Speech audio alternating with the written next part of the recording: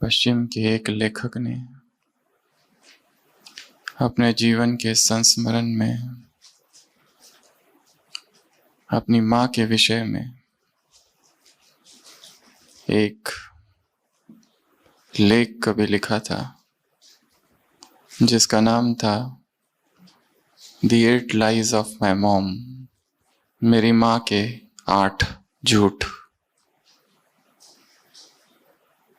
उसने लिखा कि जब मैं बहुत छोटा था, घर बहुत गरीब था, घर में कुछ भी नहीं था, घर की हालत बहुत खराब थी। और जब माँ मुझे भोजन कराती थी और मेरी थाली में चावल डालती थी तो मैं कहता था, माँ आप अपने लिए भी रखो। तो माँ कहती थी कि नहीं, मुझे भूख नहीं है। उसने लिखा, यह मेरी माँ का पहला झूठ था। फिर मैं थोड़ा और बड़ा हुआ और फिर स्कूल जाने लगा तो भोजन में मेरी माँ मुझे बहुत सारी चीज़ें देती थी।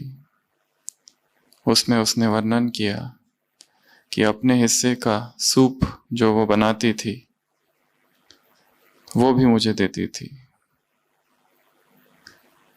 मैं उसको कहता था, माँ तुम भी थोड़ा सा ले लो। तो वो कहती थी, नहीं बेटा, मुझे सूप बिल्कुल पसंद नहीं है। उसने लिखा, ये मेरी माँ का दूसरा झूठ था। फिर मैं और बड़ा हुआ और स्कूल में एग्जाम होती थी, पढ़ाई पढ़ता था। तो जहाँ एग्जाम होती थी वहाँ पर मेरी माँ आ जाया करती थी और 3 घंटा तक एग्जामिनेशन हॉल के बाहर मेरा इंतज़ार करती। और जैसे ही बेल बजती और मैं नीचे आता तो वो मेरे लिए चाय लाती और मुझे चाय पिलाती।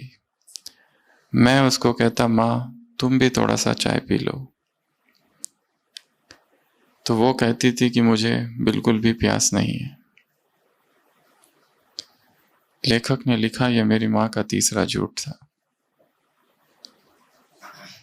उसने लिखा कि मैं पढ़ाई करता था, रातों को जागता था और फिर सो जाता था, पर तब जब उठता था तो देखता था कि मेरी माँ कुछ काम कर रही है। कुछ किसी मैच स्टिक कंपनी में वो थी और वो तीलियां उसे जोड़नी होती थी, बनानी होती थी। तो मैं माँ को कहता था कि तुम सो जाओ ना, क्योंकि कल तुम्हें जल्दी ही काम पर जाना है, अब तक जागी हुई हो। तो माँ कहती थी, बेटा तुम सो जाओ, मुझे नींद नहीं आती और मैं थकी नहीं हूं। तो लेखक ने लिखा, यह मेरी माँ का चौथा झूठ था। फिर उसने लिखा कि मेरे पिताजी बीमार हो गए और उनकी मृत्यु हो गई और मेरी माँ अकेली पड़ गई और घर का कोई सहारा नहीं था। तो पड़ोसी आए और पड़ोसियों ने माँ को समझाया कि तुम दूसरी शादी कर लो, तुम्हें कोई सहारा मिल जाए। तो मेरी माँ ने कहा, मुझे किसी प्रेम की आवश्यकता नहीं और ना ही किसी सहारे की। 5वां झूठ। फिर मैं और बड़ा हुआ और फिर मुझे जॉब मिल गई और जब जॉब मिल गई तो मैं घर में पैसे भेजता था, कहीं और रहने चला गया। परंतु फिर भी मेरी माँ बाजार में जा जाकर कुछ सब्जियां बेचा करती थी और मैं उसको कैसा कहता था कि क्या मैं और पैसे भेजूं। तो माँ कहती थी, कुछ भी मत भेजो, क्योंकि मेरे पास बहुत पैसे हैं। लेखक ने लिखा, ये मेरी माँ का एक और झूठ था। फिर उसने लिखा कि मुझे मास्टर डिग्री, बैचलर डिग्री मिल गई और मैं गल्फ कंट्रीज में चला गया और वहां पर जीवन बहुत सुखदायी था, परंतु मेरी माँ वही थी, उसी झोपड़े में रहती थी जहां मैं पला बड़ा था। और मैंने माँ से कहा कि अब तुम मेरे पास आ जाओ, यहाँ पर बहुत सुख है, सुविधा है। तो माँ ने कहा कि मैं इसी तरह के जीवन जीने की आदी हूं और मुझे यही अच्छा लगता है। लेखक ने लिखा, यह मेरी माँ का 7वां झूठ था। फिर उसने लिखा कि मेरी माँ बीमार पड़ गई, उसे कैंसर हो गया, फिर उसका ऑपरेशन किया गया, अब मरणासन्न थी, अंतिम घड़ियां गिन रही थी, वेदना असह्य थी, श्वास फूल रहा था, सारे शरीर में पीड़ा थी। और मैंने अपनी माँ से कहा कि आप कैसे हो, क्या आपको दर्द हो रहा है? तो माँ ने कहा कि मुझे बिल्कुल भी दर्द नहीं है। और लेखक ने लिखा, इतना कहकर मेरी माँ ने आंखें बंद कर ली और ये उसका 8वां झूठ था।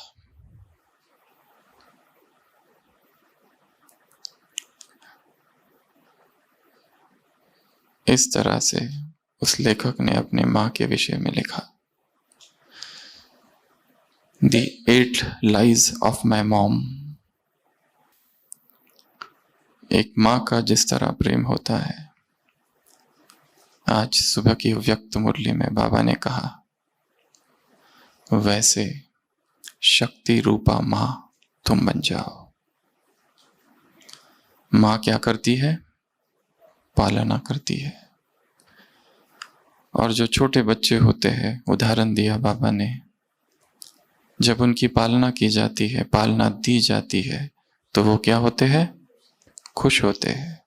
वैसे तुम भी जगत माता बन जाओ, विश्व माँ बन जाओ। शक्तियों का गायन माँ के रूप में है। बाहर आंधी है, बाहर तूफान है, बाहर बिजलियों की गड़गड़ाहट है, बाहर बादल गरज रहे हैं, वर्षा हो रही है, परंतु माँ जागती नहीं, सोई रहती है। परंतु जैसे ही उसका बेटा, उसका छोटा सा बालक रोने लगता है या आवाज करता है या सोते हुए जाग जाता है, तो अचानक माँ जाग जाती है। आंधी तूफान उसे नहीं जगाता, पर कौन जगा देता है? उसके बेटे की आवाज। क्यों? क्यों जगाती है?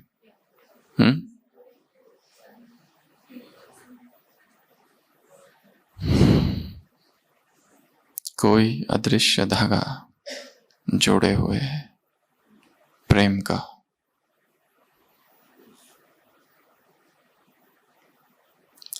परंतु माँ और मातृत्व, इसमें अंतर है। माँ तो कई बन सकते हैं, शरीर से शरीरों को जन्म देना कोई बड़ी बात नहीं, परंतु मातृत्व बहुत ऊंची अवस्था है। और जगत मातृत्व, जगत माता, जगत जननी, जगन माता बनना केवल स्त्रियों का काम नहीं, परंतु हर आत्मा को बनना है। जैसे माँ प्रेम के धागे से अपने एक बच्चे से या अपने जितने बच्चे हैं उनसे जुड़ी रहती है, उसी तरह जो जगत माता है, जो विश्व माता है, जो शक्ति रूपा माँ है, उसे एक व्यक्ति की नहीं, एक परिवार की नहीं, एक समाज की नहीं, एक राज्य की नहीं, एक राष्ट्र की नहीं, वरन सकल जगत की पालना करनी है। तो ऐसा ही प्रेम उसे संपूर्ण विश्व के प्रति होना चाहिए। तो बाबा ने कहा, शक्तियों का गायन मां के रूप में है, तो तुम भी शक्ति रूपा मां बन जाओ। पालना ली है, अब पालना दो। प्रभु पालना में हम चल रहे हैं, प्रभु पालना की दृष्टि हमें मिल रही है, प्रभु पालना में हम हैं। तुम केवल मैसेंजर नहीं परंतु मां हो। तो चाहे पुरुष हो या स्त्री, मां का संबंध स्त्री होने से नहीं है, मां का मातृत्व का संबंध स्त्री होने से नहीं, परंतु संपूर्ण जगत के प्रति वैसा निस्वार्थ प्रेम पालना देनी है। बहुत ले चुके, अब तो आज की अव्यक्त मुरली कौन किसको देख रहा है? कौन किसको देख रहा है? कौन किसको देख रहा है? बाप बच्चों को। शक्तियों का सागर। हमेशा बाबा कहते हैं सर्वशक्तिवान बाप। आज क्या कहा? शक्तियों का सागर। ये मुरली मीटिंग में आए हुए भाई बहनों से मुलाकात के समय की है। और जब भी कोई मीटिंग होती है तो मीटिंग के बाद मिनट्स ऑफ द मीटिंग निकाले जाते हैं, अर्थात उस मीटिंग के, उस संगोष्ठी के, उस परिसंवाद के कुछ मुख्य घटक, कुछ महत्वपूर्ण बिंदु उन्हें टाइप किया जाता है और फिर सब डिपार्टमेंट में सर्कुलेट किया जाता है। ऐसा ही करते हैं ना कोई भी मीटिंग में, ताकि जो मीटिंग में एब्सेंट है, जो आए नहीं है, नदारत है, उनको भी पता चल जाए इस मीटिंग में ये 10 बातें की चर्चा हुई। और नीचे लिखा भी रहता है कि तुम इसमें नहीं थे, एपोलॉजीज। जो नहीं थे उनके नाम होते हैं वहां पर। तो ये भी एक मीटिंग, भगवान के मिलन की मीटिंग। और इस मीटिंग में भी ऐसे कुछ महत्वपूर्ण घटक, बिंदु, मिनट्स ऑफ द मीटिंग हम निकालेंगे। इस मुरली से ऐसे 14 बिंदु, इस मुरली से ऐसे 14 पॉइंट्स, 14 घटक, 14 minutes of the meeting of God with his children। भगवान धरा पर आया, उसने मीटिंग की, और उसमें से जो शायद नहीं आए होंगे उस मीटिंग में, उनके लिए minutes of the meeting. Meeting का एक एक पॉइंट केवल एक एक शब्दों का हम लेंगे, एक पॉइंट केवल एक शब्द का। और जैसे जैसे हम सुनाते जाएंगे एक एक पॉइंट अपने मानस पटल पर अंकित करते जाना है। जैसे जैसे सुनते जाएंगे वो एक एक पॉइंट स्वर्ण अक्षरों में मन के आकाश में लिखना है। डायरिया बहुत भर दी। उस दिन कहा था बाबा ने, दिल में लिखो, दिल में नोट करो। डायरियों का लिखा हुआ डायरियों में रह जाएगा, इसके लिए डायरियों में कोई नहीं लिखेगा, डायरी बंद। सीधा बुद्धि रूपी डायरी पर लिखना है, क्योंकि जब लिखने लगते हैं तो बुद्धि वहां पर भी बढ़ जाती है और जो लिखा हुआ है वो बंद हो जाता है। और फिर बाद में पूछा जाए तो मन कहता है डायरी में है, और मन कहता है उसको एक बार रिवाइज कर लेते हैं, परंतु वो समय भी तो नहीं आता है क्योंकि ये पूरा नहीं हुआ तो कल दूसरी आ जाएगी। तरावटी माल, वखर, चौक, चीनी। सबसे पहला बिंदु है त्रिशूल। सबसे पहला बिंदु त्रिशूल। कौन सा त्रिशूल?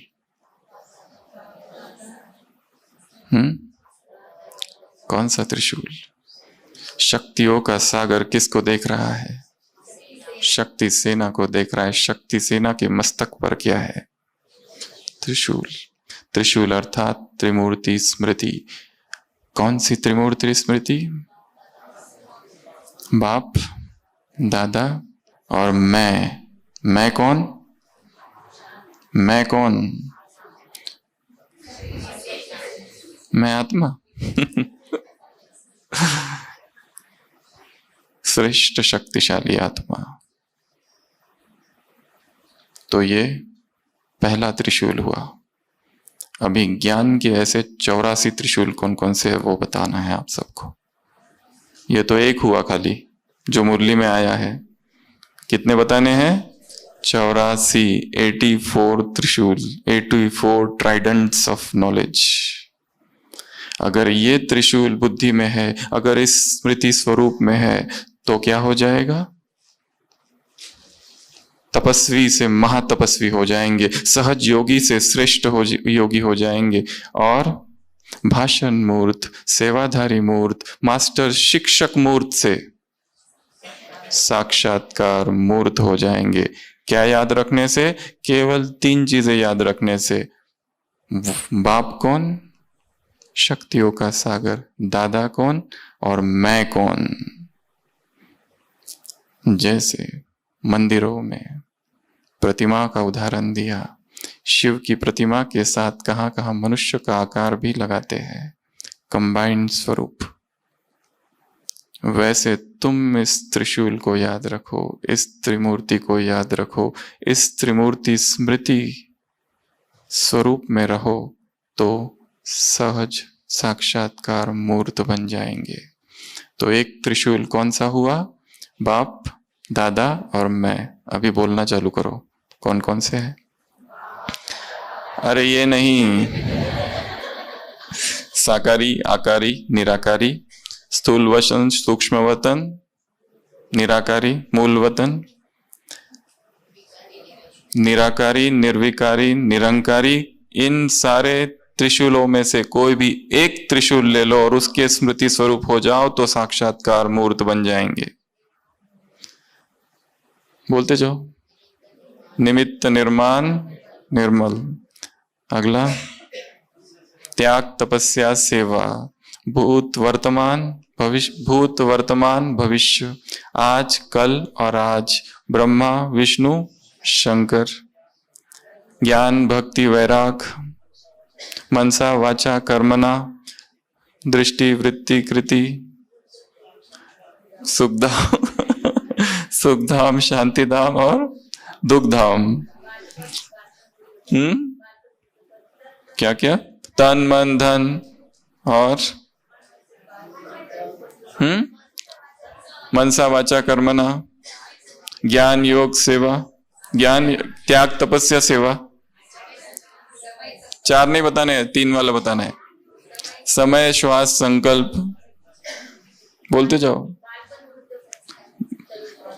बाबा ने जो मुरलियों में बोला है वो बोलना है। आदि, मध्य, अंत, स्थापना, पालना, विनाश। जो हो गया है वो नहीं बोलना है। मन, बुद्धि, संस्कार। बाप, टीचर, सदगुरु। मन, वचन, कर्म हो गया। लौकिक, अलौकिक, पारलौकिक। AC, first class, second class, first floor, second floor, third floor. खाना पीना, सोना और सतो, रजो, तमो और सत्यम, शिवम, सुंदरम। और बोलते जाओ। त्रिकालदर्शी, त्रिनेत्री, त्रिलोकीनाथ और ब्राह्मण, फरिश्ता, देवता और महात्वी, घोड़ेसवार, प्यादे और 3 बिंदी। ठीक है, 3 बिंदी और चलाओ बुद्धि के घोड़े। और बोलो।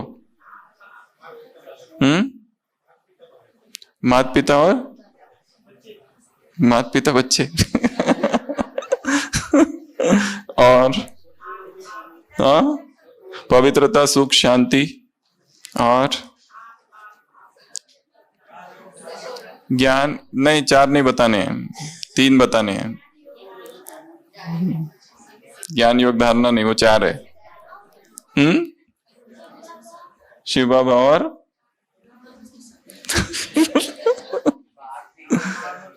हाँ, नाम मान शान। नहीं नहीं, ये थोड़ा अलग हो गया। और 4 नहीं बताने, 3 बताने हैं।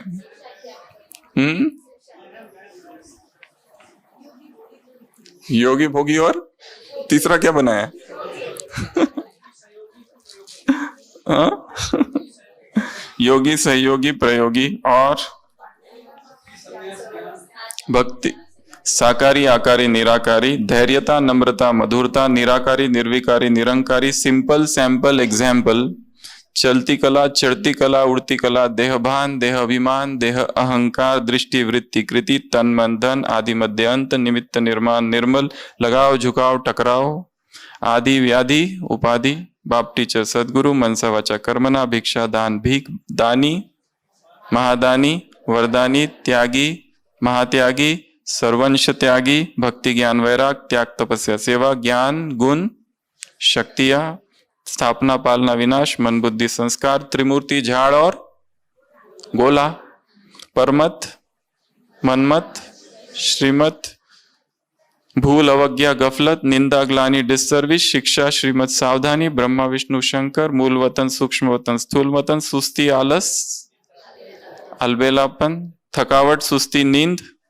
अलंकारी, अधिकारी, सत्कारी, स्नेही, सहयोगी, सहयोगी, समान, संपन्न, संपूर्ण, ताज, तख्त और तिलक, दाता, विधाता, वरदाता, अकाल तक, दिल तक, राजाई तख्त, खुराक, खुशी, खजाना, नॉलेजफुल, पावरफुल, ब्लिसफुल, ज्ञान सूर्य, ज्ञान चंद्रमा और ज्ञान सितारे, लकी सितारे, उम्मीदों के सितारे, सफलता के सितारे, पांडव, कौरव और यादव, अचानक, एवर रेडी और बहुत काल, highest, holiest, richest, effect, defect, perfect, serviceable, sensible, essenceful, लौकिक, अलौकिक और पारलौकिक, परिस्थिति, समस्या, विघ्न, योग युक्त, युक्ति युक्त, बंधन मुक्त, क्वेश्चन, करेक्शन, कोनोटेशन, कर्म, अकर्म, विकर्म, आज्ञाकारी, वफादार और फरमान बरदार। ऐसे ढेर सारे हैं। योगी, प्रयोगी, सुख, शांति, पवित्रता, हेल्थ, वेल्थ, हैप्पीनेस, जादूगर, सौदागर, रत्नागर, hear no evil, see no evil, टोली, बोली और होली, योग, योग, याद, निष्ठा, शिव जयंती, गीता जयंती और कृष्ण जयंती, पढ़ाई, प्यार, पालना। 84 है, इसको 108 बना देना। ठीक है, तो सबसे पहला है त्रिशूल। इस मीटिंग का सबसे पहला सूत्र है त्रिशूल। ज्ञान की 3 बातें जो भी आती है मुरली में, उन्हें नोट करना है। आज 3 बताई, स्वयं को याद करना है, ब्रह्मा को याद करना है और शिव को याद करना है। तो क्या बन जाएंगे? साक्षात्कार मूर्त बन जाएंगे। तपस्वी हो, महातपस्वी बन जाओगे। सहज योगी हो, क्या बन जाओगे? श्रेष्ठ योगी बन जाओगे। केवल भाषण मूर्त नहीं, केवल सेवाधारी मूर्त नहीं, केवल मास्टर शिक्षक नहीं, परंतु साक्षात्कार मूर्त। तो ये सबसे पहला सूत्र है। क्या? त्रिशूल। दूसरा है लहर। लहर, तरंग, हिलोर, वेव। बाबा ने प्रश्न पूछा है, किस लहर में हो? सेवा की लहर में हो? तपस्या की लहर में हो? पवित्रता की लहर में हो, पुरुषार्थ की लहर में हो, पढ़ाई की लहर में हो, 5 प्रकार की लहर बनाई। इसमें से तुम किस लहर में हो? और एक बहुत महत्वपूर्ण बात बताई, सहज योगी कहते हो, कहीं ये सहज शब्द गलत प्रयोग तो नहीं कर रहे हो? सहज योगी है। अगर सहज योगी शब्द गलत हाथों में पड़ जाए तो सब कुछ उल्टा हो जाएगा। फिर हर बात में सहज, यहां हर बात में सहज अर्थात आलस, अलबेलापन, गफलत, गलतियां, भूले, क्योंकि हम सहज योगी हैं। कभी भी उठो, कभी भी कुछ करो, गए तो गए, नहीं गए तो नहीं गए, पढ़ी तो पढ़ी मुरली, नहीं पढ़ी तो नहीं पढ़ी। उस दिन क्या था, बीमार हो तो क्या, डोली में बैठ के लेके आओ मुरली के लिए।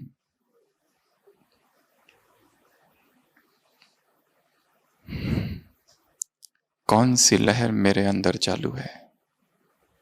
पवित्रता की, तपस्या की, सेवा की, पढ़ाई की, पुरुषार्थ की, या फिर ये सब लहर छोड़कर कोई और ही लहर चल रही है, अलबेलेपन की, आलस की, अपवित्रता की, गफलत की, भटकने की। भगवान मिल गया फिर भी भटकना जारी है। क्या उस लहर में तो नहीं? चल ही रहे हैं जैसे वो कोलू का बैल होता है, घूमते रहता है, घूमते रहता है, घूमते रहता है। सुबह भी वही था, शाम को भी वही, कल भी वही थे, आज भी वही। कल जो पवित्रता थी की अवस्था आज भी वही है, उन्नति नहीं हुई है। कल जो पुरुषार्थ था आज भी वही चल रहा है, उन्नति नहीं हुई है। कल जो धारणाएं थी आज भी वही या उससे नीचे, बड़ी नहीं है। तो हमारी गति भी उस बैल की तरह है, आवाजें हो रही है, घानी का आवाज, तेल का आवाज, और हम घूम रहे हैं बस गोल गोल गोल गोल गोल गोल। किसी एक संस्कार, किसी एक संबंध, कोई एक विकार, कोई एक आदत, कोई एक वासना जो पकड़े हुए है और घुमा रही है गोल गोल गोल गोल गोल गोल गोल गोल गोल।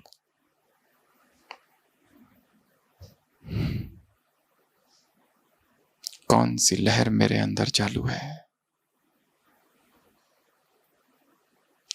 निद्रा की, बेहोशी की, विकारों की, वासनाओं की? क्या चल रहा है, स्वयं को देखना है। तो इस मीटिंग का दूसरा सूत्र है लहर। तीसरा सूत्र आंख, पहचान की आंख। संसार की आत्माएं अब सुनना नहीं चाहती, सुना बहुत लिया, क्या करना चाहती है? अनुभव। जिनको तुम सुना रहे हो वो एक एक को यदि स्टेज पर बुला लो तो तुमसे ज्यादा सुनाएंगी। सुनाने वाले, सुनने वाले जो है वो एक एक समर्थ है सुनाने में, पर केवल सुनाने वाला नहीं बनना है। क्या बनना है? अनुभव कराना है, आत्माओं को अनुभव कराना। साक्षात्कार अर्थात अनुभव अर्थात साक्षात्कार समान ही कहा बाबा ने। आत्माओं को बहुत ज्ञान सुनने की इच्छा नहीं है, थक चुकी है। पॉइंट्स बहुत नहीं सुनाओ, क्या करो? पॉइंट ऑफ लाइट देखे। क्या अनुभव हो कि बाप की झलक हमको मिल गई। क्या अनुभव हो? हमने देखा, हमने पाया। अनुभव हो जाए, और जो आत्मा को अनुभव हो जाए, एक वो है जो सुनते हैं और प्रभावित होकर जाते, एक वो है जो प्रेम वाले, एक वो है जिनको अनुभव हो जाता है। जिसको एक सेकंड भी अनुभव हो गया वो उसको फिर मेहनत नहीं करनी पड़ती, वो खिंच खिंच कर आएगा। वो चाहे यहां से चला भी जाए परंतु वो एक सेकंड का अनुभव उसे खींचेगा, कशिश करेगा और वो एक दिन खिंच कर आएगा। आत्माओं को अनुभव करा दो। कौन है तुम? कौन हो तुम? क्या हो तुम? उनकी प्यास अनुभव की है। ज्ञान तो वो बहुत पढ़ सकते हैं, सुन सकते हैं। इसके लिए बाबा ने क्या कहा? साक्षात्कार मूर्त। बोल तो तुम बहुत अच्छे रहे हो, परंतु कोई ये ना कहे कि ये स्पीकर बहुत अच्छे है, खाली इतनी महिमा। बाबा कहते नहीं, तुम जब बोलो तो ऐसा लगे, कैसा लगे? जैसे कोई अलौकिक शक्ति बोल रही है, कोई दैवी शक्ति, ईश्वरीय ओज और ईश्वरीय तेज है वहां पर। शब्द शब्द में प्यूरिटी के प्रकंपन हो, शब्द शब्द जो निकल रहा है प्रभु प्रेम की गहराई से निकल रहा है। ज्ञान को ऐसा समाया है हृदय में, नस नस में, उससे, उस गहराई से वो शब्द निकल रहे हैं। तो केवल पॉइंट नहीं सुनाओ, परंतु आत्माओं को पॉइंट ऑफ लाइट दिखे। तुम्हारे जब शब्द आंख किसी के कानों पर पड़े तो ऐसा ना हो कि उनको लगे कोई अच्छा स्पीकर बोल रहा है, परंतु कोई ऋषि बोल रहा है। जन्म जन्म की तपस्या एकत्र हुई है और वो आवाज आ रही है। ऐसे अनुभवी मूर्त, खुद अनुभवी बनो और दूसरों को अनुभव कराओ, तब उनकी पहचान की आंख खुलेगी। क्या होगा तब? पहचान की आंख खुलेगी। केवल रटा रटाया नहीं, केवल पढ़कर नहीं, केवल याद किया हुआ नहीं, इसके बाद ये बोलना है, उसके बाद ये बोलना है, इसके बाद ये बोलना है, परंतु तुम्हारे बोल अनुभव युक्त हो, चिंतन के हो, ईश्वरीय प्रेम के हो, पवित्रता के हो। तो तीसरा बिंदु कौन सा है? पहचान की आंख। चौथा है 4 लहरों की रेस करो। क्या करो? 4 लहरों की रेस। अब आवश्यकता इसकी है। पहली लहर है महातपस्वी बनने की, दूसरी लहर है श्रेष्ठ योगी बनने की, तीसरी लहर है रूहानियत की, चौथी लहर है साक्षात्कार मूर्त की। तो स्वयं को योगी बनाना है, श्रेष्ठ योगी, स्वयं में रूहानियत भरनी है, स्वयं को तपस्वी मूर्त बनाना है। हमारी दिनचर्या भोगियों सी ना हो। कोई ये ना कहे यहां भी वैसा जहां वहां बाहर है, कोई ये ना कहे कि आप भी वैसा ही करते हो जैसे वो करते हैं। बाबा ने कहा साक्षात्कार मूर्त, अर्थात एक और उदाहरण दिया है ब्रह्मा का। जैसे ब्रह्मा को साक्षात्कार हुआ, क्या था, कैसा था? लाइट था, कोई माइट था। कौन आया, कौन सी ज्योति आई? ऐसा आत्माओं को अनुभव हो।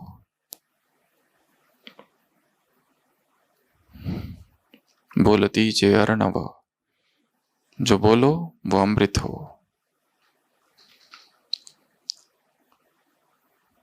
तो चौथी लहर कौन सी हुई?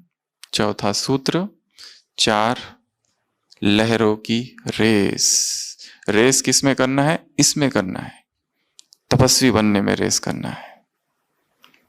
महात्मा बुद्ध ने एक जगह बहुत अच्छी चीज कही है, अंग्रेजी में लिखा है एक जगह, I am not in competition with anyone. I am in competition with myself. मैं इस संसार में किसी से प्रतियोगिता नहीं कर रहा हूं, मुझे किसी के जैसा या किसी से आगे नहीं निकल जाना है। मेरी प्रतियोगिता, मेरी स्पर्धा मेरे अपने से है, मेरे अतीत से है। कल मैं जो था और आज मैं जो हूं, इससे है। Every today should find you ahead of yesterday and every tomorrow should find you ahead of today. ये लक्ष्य हो तो इन 4 लहरों की क्या करनी है? रेस। 5वां सूत्र, 84 का घंटा। ये क्या है? 84 घंटे वाली माँ कौन है? पुरानी दिल्ली से कोई है यहाँ? पुरानी दिल्ली में मंदिर है 84 घंटे वाली माँ का।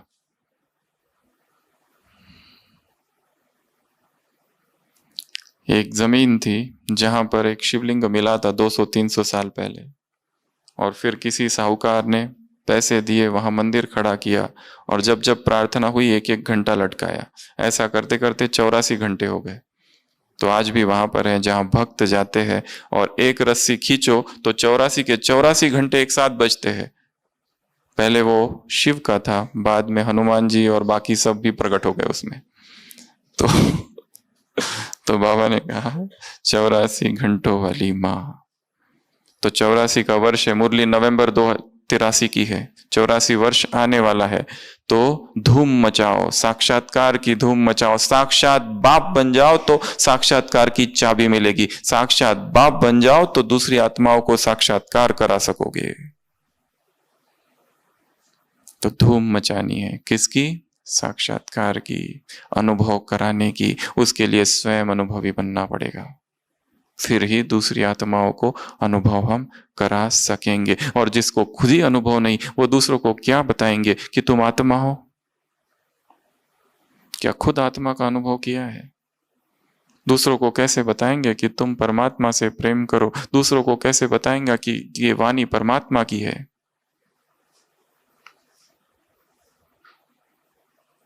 कितना उस वाणी को हमने नस नस में समाया है। किस अधिकार से हम बताएंगे कि भगवान को याद करो? हमने कितना किया?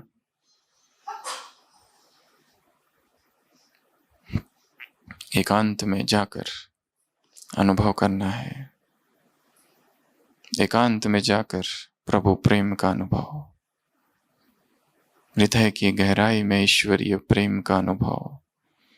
इतना याद करो, इतना याद करो। कभी स्लोगन था कि आंखों से प्रेम के आंसू आ जाए।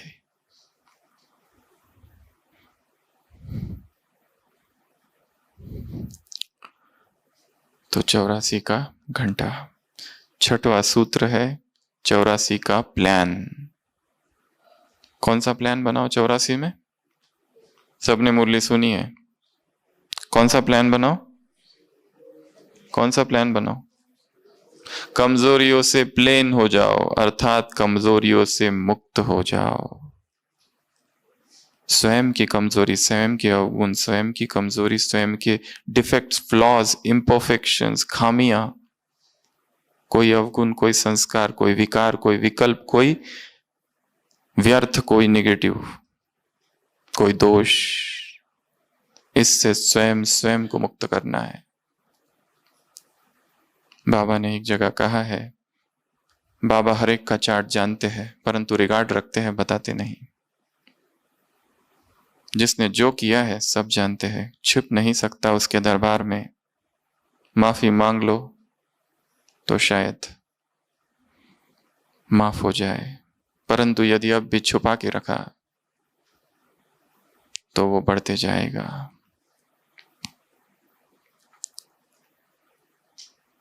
एक किताब है अंग्रेजी में, faith is thy name, mercy is thy name. ये किताब एक क्रिश्चियन फादर ने लिखी है, पादरी ने, केन बार्कर। उसमें उसने एक अपने जीवन का संस्मरण लिखा है। उसने लिखा है कि कैलिफोर्निया में एक पादरी था, संडे का दिन था, सारे दिन भर व्यस्त था, अब सोने जा रहा था कि अचानक एक फोन आया रात को 10 बजे।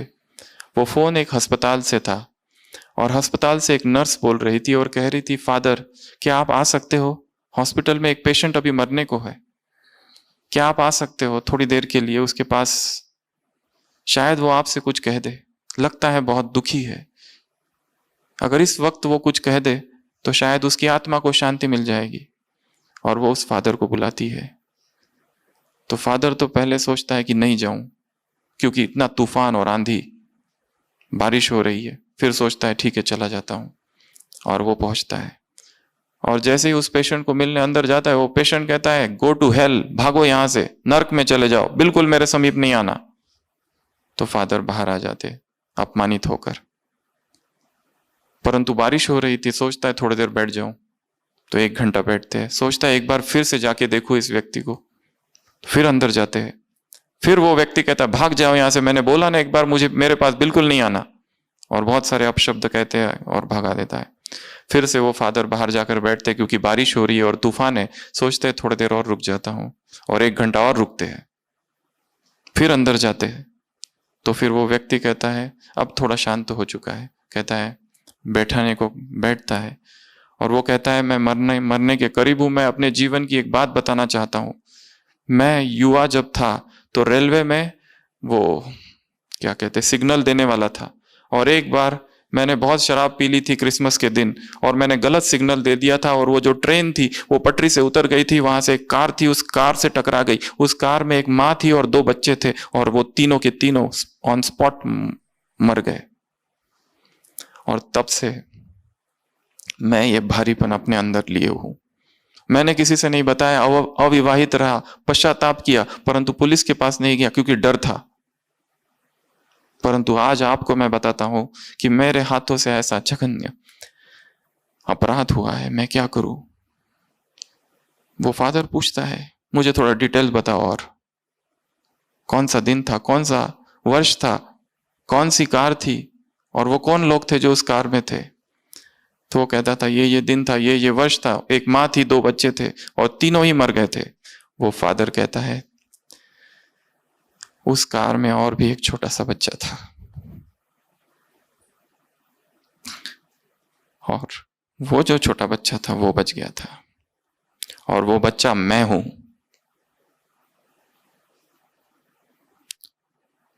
और मैंने अपना जीवन ईश्वर को अर्पित किया है, और आज मैं तुमको माफ करता हूं।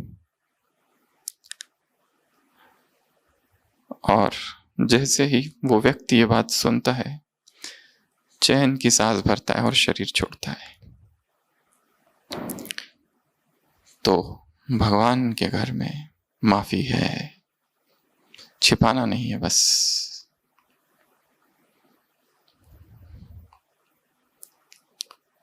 तो 6वां सूत्र कौन सा बताया?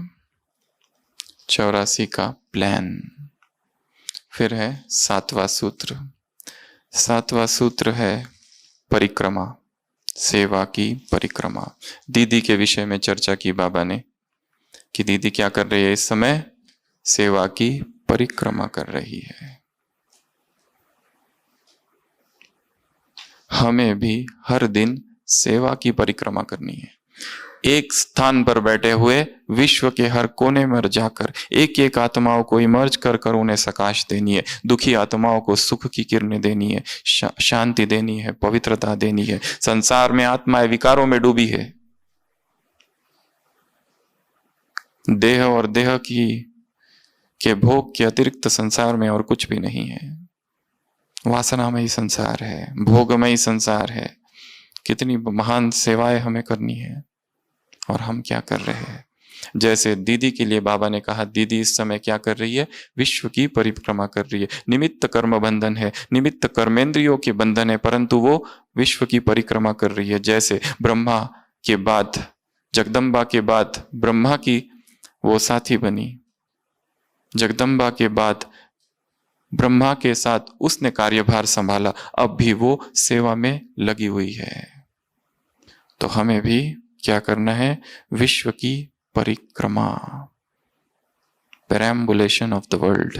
इस संपूर्ण सृष्टि की परिक्रमा लगानी है। 5 तत्व, हर प्रकार की आत्माएं, और उन्हें सकाश, वाइब्रेशंस। आत्माओं को वाइब्रेशंस और वायुमंडल चाहिए, शब्द नहीं चाहिए। शब्द बहुत है उनके पास, किताबों से संसार भरा पड़ा है, धरती पर और बोझ है किताबें। चाहिए उन्हें वाइब्रेशंस, वो यहां बैठ कर देने हैं। तो 7वीं पॉइंट है सेवा की परिक्रमा। 8th, दीदी के विशेष बोल और संस्कार। 3 संस्कारों की चर्चा की है बाबा ने दीदी के। एक, प्लान को प्रैक्टिकल में लाना। दूसरा, उमंग उत्साह सेवा में। और तीसरा, कंट्रोलर के संस्कार। इनमें से एक संस्कार रहा प्लान को प्रैक्टिकल में लाना। इस पर हर एक को काम करना है। मधुबन में आ गए, मधुबन में बहुत अच्छी प्लानिंग की, परंतु प्रैक्टिकल में वो नहीं आ पाया। क्यों? उस पर सोचना है, क्या करे जो प्लान किया, जो संकल्प किया, प्रतिज्ञा की, और ये प्रैक्टिकल क्यों नहीं पहुंच पाया वो प्रैक्टिकल तक? कौन सी बाधाएं थी, कौन से ऑब्स्टेकल्स थे, कौन सी हिंड्रेंसेस, कौन से विघ्न, कौन से संस्कार, क्या था रुकावटी, बॉटलनेक्स, उसको मिटाना है। प्लान और प्रैक्टिकल समीप आए, इस पर काम करना है। तो दीदी के विशेष संस्कार ये 3 थे। और बोल कौन सा था?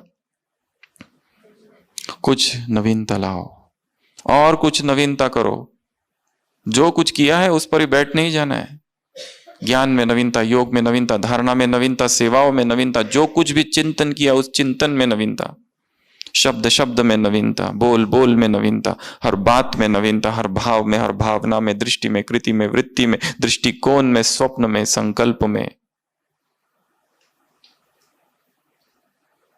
चलन में नवीनता। नवीनता की खोज करनी है, मुझे नवीनता लानी है। एक दैवी असंतोष होना चाहिए अंदर ही अंदर, दिव्य असंतोष, डिवाइन डिस्कंटेंट, कि जो कुछ पाया है ये कुछ भी नहीं है, अभी और आगे है, और आगे और आगे। ये तो केवल रास्तों के पत्थर है। उंगली खाली दिखाई है, चांद कहाँ है तो वो है, परंतु ये उंगली चांद नहीं। इसको ही पकड़ के नहीं बैठ जाना। रास्ता, मंजिल, गंतव्य बहुत आगे है। नवीनता। तो ये था 8वां। यहां मुरली पूरी होती है। फिर मीटिंग्स में 3। 9वां मीटिंग। मीटिंग का लक्ष्य क्या है? 9वां सूत्र मीटिंग, विश्व को बाप के समीप लाना, संदेश देना नहीं। कितनी अच्छी बात कही है। मीटिंग का संदेश केवल मीडिया की सेवा और आत्माओं को संदेश देना नहीं है, परंतु आत्माओं को भगवान के समीप लाना, एक एक हृदय में परमात्मा प्रेम प्रकट करना, एक एक हृदय की, एक एक आत्मा की छाती में परमात्मा प्रेम का त्रिशूल गाड़ देना। चाहे वो कोई भी हो, आदिवासी, वेश्याएं, दलित, सबके हृदय में प्रभु प्रेम उत्पन्न हो जाए। यह लक्ष्य है मीटिंग का।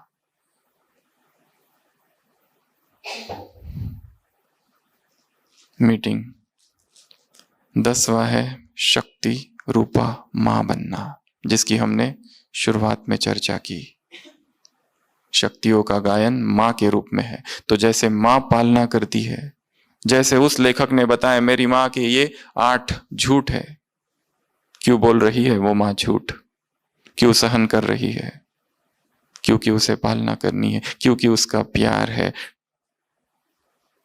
The highest test of love is to lay down one's life for the beloved. जिससे प्यार है उसके प्रति जीवन को अर्पण कर देना, ये प्रेम की पराकाष्ठा है। तो 10वां है शक्ति रूपा मां। 11वां है ईश्वरीय भासना के बीज बोना। क्या करो? ईश्वरीय भासना के बीज बोना है। तुम्हारी वाणी से अलौकिक शक्ति का अनुभव हो। फिर से वही बात है, यहां पर दोहराई है बाबा ने, आत्माओं को अनुभव कराओ। न्यारापन और अनन्य। तुम अनन्य हो। अनन्य की परिभाषा जो अन्य कोई कर ना सके। अनन्य की परिभाषा बाप समान सैंपल।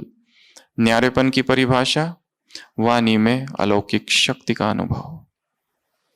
आत्माओं को हो, भासनाएं, अनुभव हो, साक्षात्कार हो।